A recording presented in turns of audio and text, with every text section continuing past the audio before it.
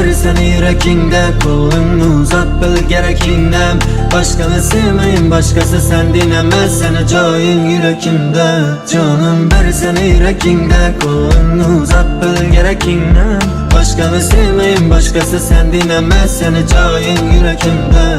Yürekime başkası tapacak yol, men seviyen benden uzakda durdu. Öttü yıllarlık kayıt demedim, bu ne de yaxşı yamanıma durdu. Tel yok, hemmesi yaxşılığa, kichkine dünya açıldı, mana buldu. Ne gepler, sizler dinç misiller, yüzü köp biliyen köp güle don buldu. Canım bir seni yürekinde, kolunu uzat bil gerekindem.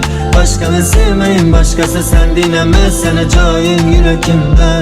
Canım bir seni yürekinde, kolunu uzat bil gerekindem.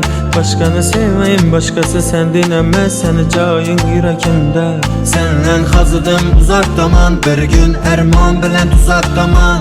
Söylemek gep köp yaxşı niyet, içindeki arzu heves uzaklada. İntilemen hayatın yaxşı yollarını, gerek erkek yok problugunu onladım. Köplike yokman doğrusu hazır, meni şu güneçe fakat aylan kolladıdan. Vaxt kuvvete vere dedin min, ben indi yaman sen üçün bilmin.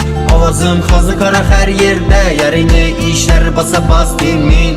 Bir gün uzaktan görüp kalın, seni mihrin gözlerinde aynanin. İşlerin zor basın, yamanlıkım yok, seni cayın yürekimde.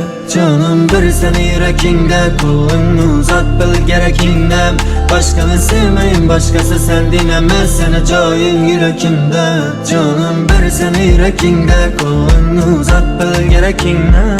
Başkanı sevmeyin, başkası sen dinlemez, seni cayın yürekimde.